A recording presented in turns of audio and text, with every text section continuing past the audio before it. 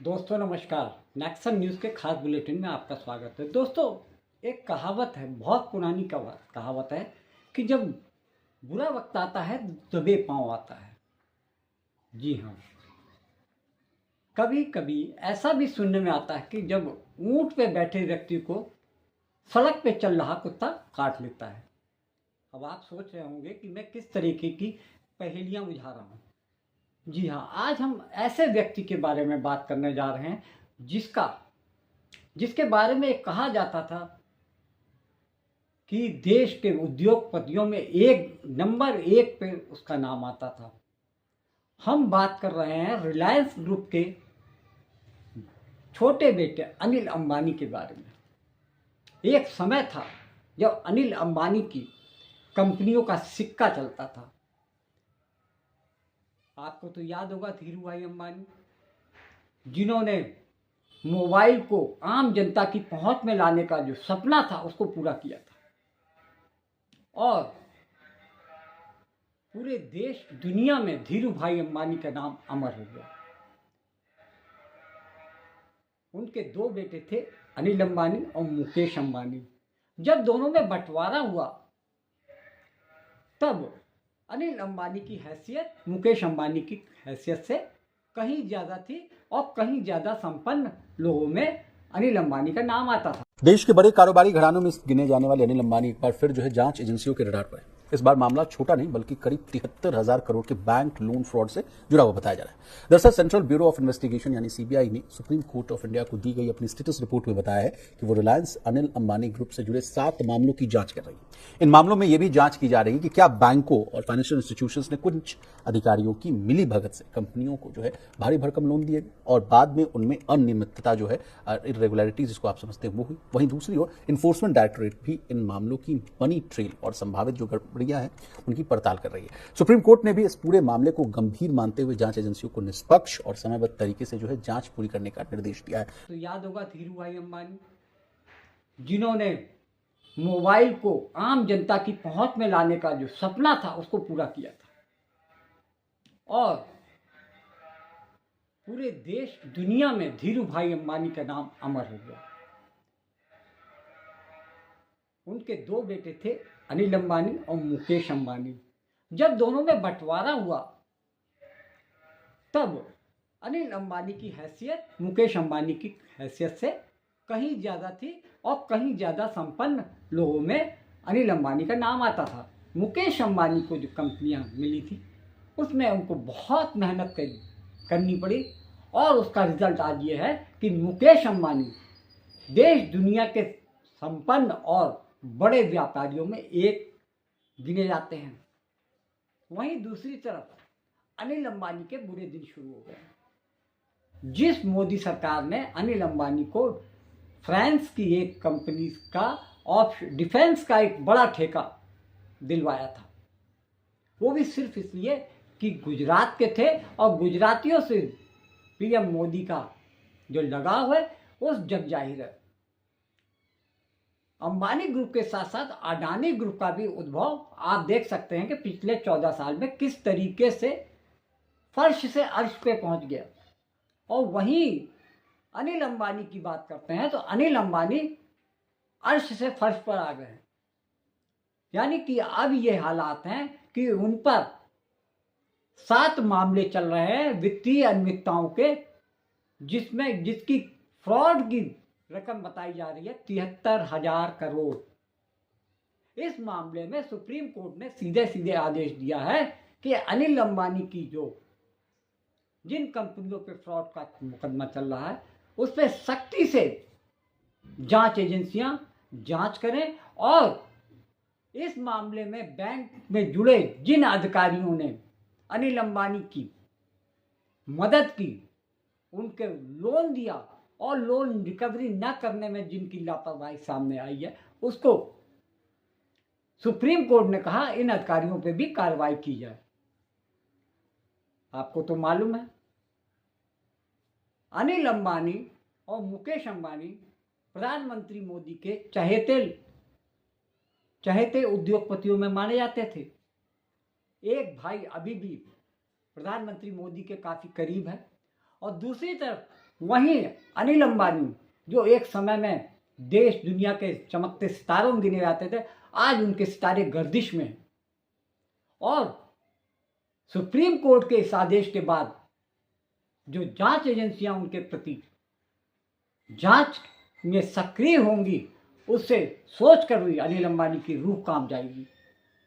क्योंकि जब एजेंसी निष्पक्षता और ईमानदारी से जांच करती है तो आप समझ सकते हैं कोई भी उनसे बच नहीं सकता, बशर्ते उनके काम करने का तरीका निष्पक्ष और ईमानदार हो। इस वीडियो के साथ मैं एक वीडियो आपके नज़र कर रहा हूं, जिसको आप सुनिए और जानिए किस तरीके से अनिल अंबानी अपनी फिजूल खर्ची और ओवर बजटिंग के कारण इस हालात में पहुंच गए कि आज उनको अपनी इज्जत बचाने के लिए कोई रास्ता नहीं सूझ रहा है, और ख़ास तौर से प्रधानमंत्री मोदी भी उनकी मदद को आगे नहीं आते दिख रहे हैं। ये बात जग जाहिर हो चुकी है और अनिल अंबानी के लिए बुरे दिन शुरू हो गए हैं। आप इस वीडियो के साथ एक क्लिप है, उसको जरूर देखिए और बताइए कि हमारे देश के जो बड़े धन्ना सेठ होते हैं, बड़े उद्योगपति होते हैं, चाहे कितने भी मजबूत हो जाए, कितना भी सरकार का समर्थन मिल जाए, लेकिन जब बुरा दिन शुरू होता है तो कोई उनकी मदद को नहीं आगे आता है। ये बात सबके लिए है और आप इस पे अपनी राय दीजिए। क्या अनिल अंबानी के साथ सरकार और जांच एजेंसियों की जो भूमिका है वो संदिग्ध रही है, या जांच के बाद ये पता चलेगा? आप अपनी राय जरूर दीजिएगा। देश दिया है, चूंकि मामला जो है बड़े कॉर्पोरेट घराने से है और सरकार प्रवीण सर का जो लंबा अनुभव रहा है कॉर्पोरेट गवर्नेंस को देखने का। सर आपसे बात भी हो रही थी ऑफ द रिकॉर्ड, आप कह रहे थे कि विशाल एक दौर हम लोगों ने वो भी देखा जब अनिल अंबानी साहब की बड़ी जो है ओवर एक्सपेंसेस जो वो करते रहते थे, हमसे जो चर्चा करते भारत के सबसे अमीर लोगों में बनने की तरफ थे अनिल अंबानी।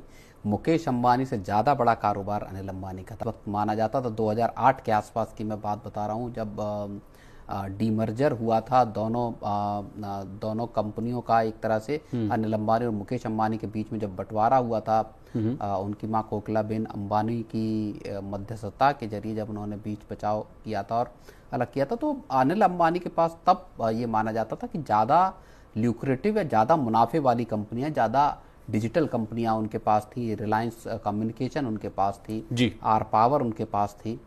तो पूरा का पूरा जो आपका जो फाइनेंशियल वाला जो पूरा बिजनेस है वो उनके पास था। बिल्कुल, जो न्यू एज के बिजनेसेस हैं वो उनको माना जाए। लेकिन बाद में जिस तरह का से कंपनियों को चलाया गया, जिस तरह से मिसमैनेजमेंट दिखाया गया, ओवर एक्सपेंशन हुआ, उसकी वजह से आज स्थितियां ये हैं कि 73,000 करोड़ रुपए की आप कहें कि एक तरह से बैंकों के कर्जे, एनपीएस, और जिसमें फ्रॉड के एंगल भी बार बार आते हैं। सुप्रीम कोर्ट का बड़ा ऑब्जर्वेशन है कि इस पूरे मामले की थॉरो इंक्वायरी हो, थॉरो जांच हो। सारी एजेंसियां, सीबीआई, ईडी जैसी एजेंसियां लगी हुई हैं जो जांच कर रही हैं। तो ये बड़ा ऑब्जर्वेशन सुप्रीम कोर्ट का विशाल यहाँ पे आया, जिसमें आईबीसी जो इंसॉल्वेंसी एंड बैंक्रप्सी कोड है उसका भी किस तरह से उसमें कंपनियां उसमें किस तरह से चालाकी करती हैं उसकी भी बातें निकल कर सामने आ रही। विशाल जी सर, एनफोर्समेंट डायरेक्टोरेट ने जो है अदालत को बताया कि सर जांच के दौरान कुछ दस्तावेज मिले हैं जिनमें प्रोजेक्ट हेल्प नाम का जो है जिक्र किया गया है। ईडी के मुताबिक जो है शक ये है इस बात की कि कुछ कंपनियों को जानबूझकर दिवालिया यानी आईबीसी प्रक्रिया जो आप बता रहे हैं की तरफ ढकेला गया।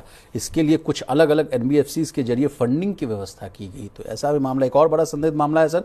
ईडी की रिपोर्ट के अनुसार करीब 2983 करोड़ का दावा किया गया था, लेकिन इसे सिर्फ जो है 26 करोड़ में ही सेटल कर दिया। ये देखिए आईबीसी का जो मामला है विशाल, ये बड़ा रोचक है और समझने वाला है कि किस तरह से अपनी ही कंपनियों को दिवालिया करके और उस पे फिर से वापस बैकडोर से उन्हीं कंपनियों पे कंट्रोल किया जाता है। ऐसे समझ लीजिए कि मान लीजिए आप किसी कंपनी, आपकी कोई कंपनी है, उस पर 1000 करोड़ का कर्ज है, ठीक है। अब आपने उस कंपनी को दिवालिया कर दिया डेलिबरेटली, जानबूझ के। कर्ज ऊंचा है, आपने उसको दिवालिया कर दिया, बाद में उसके लिए बिडिंग लगी तो बोलियां आपने उस कंपनी पे कर्ज ऊंचा दिखाया, उसकी असेट्स को जो है और कैश को जो है वो चुपचाप बिल्कुल प्रीप्लान्ड तरीके से पहले ही दूसरी कंपनियों में ट्रांसफर कर दिया। अब आईबीसी में जब कंपनी जाती है इंसॉल्वेंसी के लिए जाती है, तो बैंक और आईबीसी या जो उसके साथ आरपी जब एसोसिएट होता है, जो रेजुलेशन प्रोफेशनल है, वो कहते हैं साहब आप इसको अब बेचने की प्रक्रिया शुरू कीजिए।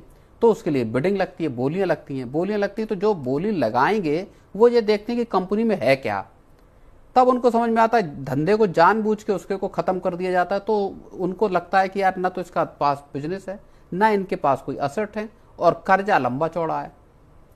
तो इस तरह से बिडर्स को दरअसल डिस्करेज किया जाता है। और दूसरी प्रॉक्सी कंपनियां क्रिएट की जाती हैं, शेल कंपनियां क्रिएट की जाती हैं, या इनडायरेक्टली ऐसी कंपनियां जिनमें आपका ही आदमी हो, आप ही उसके ओनर हैं दरअसल, और उसके जरिए फिर नॉमिनल पैसे लगाकर उस कंपनी के लिए बोली लगाई जाती है। तो फिर से आप मालिक बन गए। बिल्कुल, और फाइनली आप उस कंपनी के मालिक बन गए। और हुआ क्या, आपके ऊपर 1000 करोड़ का कर्ज था, 1000 करोड़ का कर्ज निपट गया, आपको कंपनी आपकी 100 करोड़ में मिल गई। पूरी लीन कंपनी, बिना कर्ज की कंपनी आपको सिर्फ और सिर्फ 100 करोड़ में, मतलब आपका कंट्रोल रहा और आपके ऊपर कर्ज की लायबिलिटी खत्म हो गई। तो इस तरह का गेम जो चल रहा था या जो होता है तमाम दफे पे, उस सब को क्रैक करने की यहाँ पे सीबीआई और ईडी ने कोशिश की है। बेचारा नहीं सर, कई बार जो होता है आम आदमी अगर लोन लेता है सर, तो उसको कितना मतलब समझिए कितनी दिक्कतों का सामना करना पड़ता है। 3 महीने अगर मान लीजिए वो ना चुकाए, उसके बाद देखिए उसको फजीहत, उसको गाली गलौज, और कई लोग जो आते हैं घर पर आके धमकी देना हो, निकाल बाहर करना हो, कई प्रक्रिया होती है। लेकिन यहाँ आपने कितने अच्छे तरीके से समझाया कि 1000 करोड़ का कर्जा ले लीजिए। वही बात जो आ रही है कि जो आपका 2883 करोड़ 2983 करोड़ का कर्ज था, उसको 26 करोड़ रुपए में कंपनी को टेक ओवर हो गया। मतलब सीधे 10% पे 29। तो इसमें बैंकों को असल में 90% तक का हेयर कट लेना पड़ता है। 100 रुपए दिए थे, 90 रुपए गायब हो गए, 10 रुपए आप में। नहीं तो एक आपसे मनी सेंटर में इस बात पर भी चर्चा हुई थी सर कि एक दौर ऐसा भी था विशाल, जब लोगों को जो है फोन कर जो है बैंक मैनेजर के द्वारा जो है दबाव बनाकर, प्रेशर देकर लोन दिया गया। उसको जो वर्तमान सरकार है वो बार बार, मतलब पार्टी है, वो बार बार इस बात को कहते हैं कि एक वो दौर था कि जब किसी को भी फोन करके कह दिया जाता था कि इनको 500 करोड़ का लोन दे दीजिए, और बैंकों को देना पड़ता, और उसकी वजह से ही बैंक लंबे चौड़े, आप देखिए एनपीएस के ढेर पर खड़े हो गए थे। बैंक दरअसल सरकारी सेक्टर के बैंकों में यहाँ दिखाई देता है। लास्ट सवाल मैं आपसे पूछूंगा सर कि यही एक कारण ये भी था जो आपने समझाया था मनी सेंटर में, कि यही कारण विशाल कि कॉर्पोरेट्स को जो है बैंकिंग लाइसेंस नहीं दी जाती है। ये बहुत बड़ा कारण है इसका, जब ज्वलंत और जीता जागता उदाहरण है। खुद पैसा ले लीजिए और कहिए कि ओवर एक्सपेंशन करना, अपनी ही कंपनियों को पैसा देने का और अय्याशी कीजिए। बिल्कुल, जैसे आपकी 7 जो है वो एनबीएफसी हैं, 7 मामले हैं जिनमें एनबीएफसी के जरिए अपनी ही कंपनियों को पैसा दिया गया। तो पैसे की राउंड ट्रिपिंग का इस्तेमाल है, पैसे का फंड डाइवर्जन का इस्तेमाल है, कि एनबीएफसी ने बैंक से लोन लिया, उस एनबीएफसी के पास जब पैसा है, उस पैसे से उस एनबीएफसी ने आपकी कंपनी में पैसा लगा दिया, उस पैसे से आपने अपनी ही कंपनी को औने पौने दाम में खरीद लिया, जो आईबीसी में पड़ी हुई है या जो इंसॉल्वेंसी का शिकार है। तो ये सब कॉर्पोरेट्स कई बार अक्सर कर बहुत सारी इस तरह की ट्रिक्स का इस्तेमाल करते हैं, ताकि ऊंचे कर्ज हैं उनसे निकल सकें, या फंड डाइवर्जन कैसे किया जाए। चलिए, इस मामले की अगली सुनवाई जो है उस पर ध्यान रखेंगे सर। 30 अप्रैल को होगी। अब देखना होगा कि वहाँ क्या आउटकम आता हुआ दिखता है। लेकिन कुल मिला के अनिल अंबानी की मुश्किलें जो है विशाल, अभी घर छीना था, जो हम लोगों ने स्टोरी की थी, उतने 17 माले का इतना अच्छा घर था, उसको ले लिया गया था। वो उनके ऊपर जो मुश्किलें हैं वो खत्म होती, बीच में लगा था कि बिजनेस उनके पटरी पे आ रहे हैं, खासतौर बेटे उनके अनमोल आ रहे थे, शायद वो भी खबरा रही थी, रिलायंस इंफ्रा और रिलायंस पावर का। लेकिन अब पूरी चीजें फिर से बार बार ईडी का संबंध, बार बार बुलावा, और फिर तमाम तरह के जो सीज होना एसेट्स का, तो ये तमाम ऐसी मुश्किलें हैं जहाँ पे वो किस तरह से सबसे ओवरकम करेंगे, ये बहुत